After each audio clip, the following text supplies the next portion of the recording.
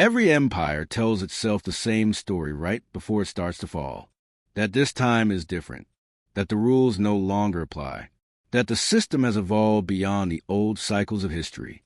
The Roman Empire believed its trade networks made it untouchable. The British Empire believed its navy guaranteed permanence. The Soviet Union believed its ideology made it inevitable. They were all wrong. Empires don't collapse because they are weak. They collapse because they become too large, too complex, and too dependent on systems that no longer serve the people who live inside them. At first, everything still looks strong. Cities grow, markets expand, institutions multiply, power concentrates. The world looks stable. But underneath, something subtle changes. The system stops being a tool for prosperity and starts becoming a machine for extraction. Taxes rise, debt grows, bureaucracy thickens. The cost of simply existing inside the empire increases. Most people don't notice right away. Life still works. Jobs still exist. The streets are still full. So the pressure is mistaken for normal. In late-stage Rome, citizens didn't wake up one day to find the empire gone. They woke up to higher taxes, weaker currency, and fewer services, year after year, until the gap between effort and reward became unbearable. In 18th century France, the monarchy didn't fall because people suddenly hated kings. It fell because the financial system stopped working for ordinary people, while the elite insulated themselves from the damage. In every empire, the same pattern appears. The center grows richer. The edges grow poorer. The rules stop applying equally, and slowly trust dissolves. This is the moment most societies are in when they think everything is still fine. Because collapse doesn't begin with explosions. It begins with a feeling, a quiet sense that something is off, that no matter how hard you work, the future feels more fragile than it used to, that stability feels thinner, that the system demands more while giving less. Empires don't break from the outside first. They break from inside, psychologically. People stop believing the system will protect them. They stop planning far ahead. They stop sacrificing today for a tomorrow that no longer feels guaranteed. That is the real start collapse. And it always looks like normal life until it doesn't. The most dangerous moment in any empire is not when it is poor. It is when it is still rich, but no longer fair, because that's when resentment builds beneath the surface while the structure still appears strong. History shows this pattern again and again. Every empire reaches a point where complexity overwhelms its stability, where its debts outgrow its productivity, where its institutions serve themselves more than the people. That's not ideology. That's mathematics. And once that point is reached, the path forward narrows. Not because collapse is guaranteed tomorrow, but because the system has already started eating its own foundations to keep the surface intact. When empires enter their late stages, they don't announce it. They compensate. They borrow more. They regulate more. They intervene more. Every new policy is designed to hold the structure together just a little longer. At first, this looks responsible. Governments step in to stabilize markets. Central banks smooth volatility.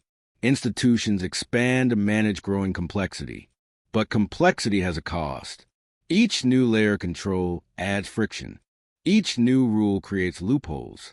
Each new intervention produces unintended consequences. The system becomes harder to maintain and easier to break. This is exactly what happened in late imperial China, in late Rome. In the final decades of the Ottoman Empire, their governments grew massive. Their tax systems became intricate. Their financial structures became fragile. Everything looked organized until it wasn't. Late-stage empires are obsessed with control because they feel instability growing beneath them. So they try to manage it. They manipulate currency.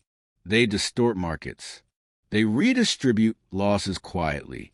This creates the illusion of stability. But stability created by intervention is not the same as stability created by health. In healthy systems, Growth absorbs shocks. In late systems, intervention hides them. That's when volatility moves underground. Prices no longer reflect reality. Risk gets mispriced. Capital flows towards safety instead of productivity. People begin to sense that something is wrong even if the numbers look fine. They stop trusting money. They start hoarding assets. They try to protect themselves from a future that feels uncertain. This is not panic. It's instinct. And instinct spreads faster than policy. Once enough people start acting defensively, the system becomes brittle. One disruption can cause reactions far larger than its size. A bad harvest, a debt crisis, a war, a financial shock. These events don't create collapse. They reveal it, because by the time they happen, the system has already lost its ability to absorb stress. That's why history doesn't show smooth endings. It shows sudden shifts. The structure looks solid right up until the moment it isn't. And the people inside it always say the same thing afterward. We didn't see it coming. But they did feel it. They felt it when money stopped feeling secure, when work stopped feeling rewarded, when the future stopped feeling predictable. Those feelings are not emotional. They are systemic signals. And every empire that ignores them eventually pays the price. The final phase of every empire is not marked by weakness. It is marked by denial. By the time the cracks are visible, too much depends on pretending they aren't there. Markets depend on confidence. Governments depend on borrowing. Institutions depend on credibility. So the system begins to protect its own image instead of its own health. That's when statistics become political. When inflation is redefined, when recessions are renamed, when debt is reframed as growth. None of this is deception in the usual sense. It is survival. A late-stage empire cannot admit the truth without risking collapse, so it delays it. It pushes the cost into the future. It shifts losses onto savers. It uses inflation as a release valve. This is how Rome kept its legions paid long after it could afford them. This is how France funded its court before its revolution. This is how modern states maintain living standards that exceed what their economies produce. The pattern never changes. The empire becomes a machine that consumes tomorrow to protect today. And the people inside it slowly realize what is happening.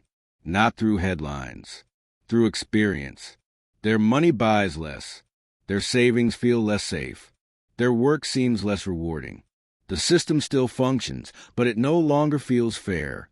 That's when social trust breaks. Groups turn against each other. Politics becomes emotional. Everyone searches for someone to blame. But the real cause is not cultural. It is financial. Late-stage empires become divided because scarcity spreads. And scarcity changes everything.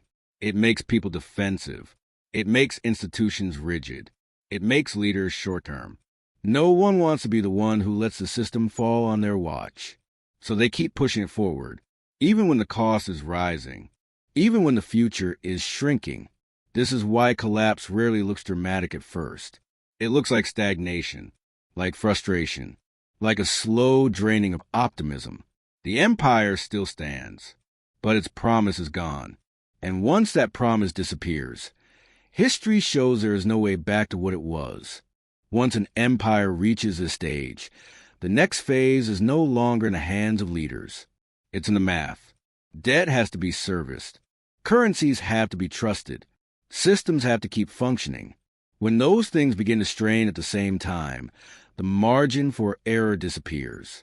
That's when small shocks become dangerous.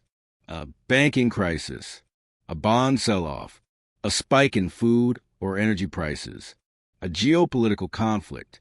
None of these are fatal on their own. But in a late-stage system, they don't heal.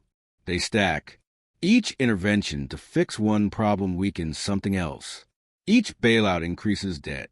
Each round of money creation erodes purchasing power. The system becomes a balancing act with no safety net. History shows what happens next.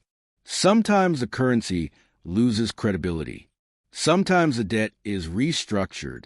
Sometimes the political order changes. But the result is always the same. The old rules break. Contracts are rewritten. Wealth shifts hands. What people thought was permanent turns out not to be. This is not because of corruption or conspiracy.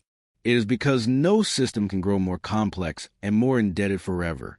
Eventually, reality intervenes. That is the quiet truth behind every empire's fall. The end is not a moment. It is a transition. A long, uncomfortable period where the old world no longer works, but the new one has not yet formed.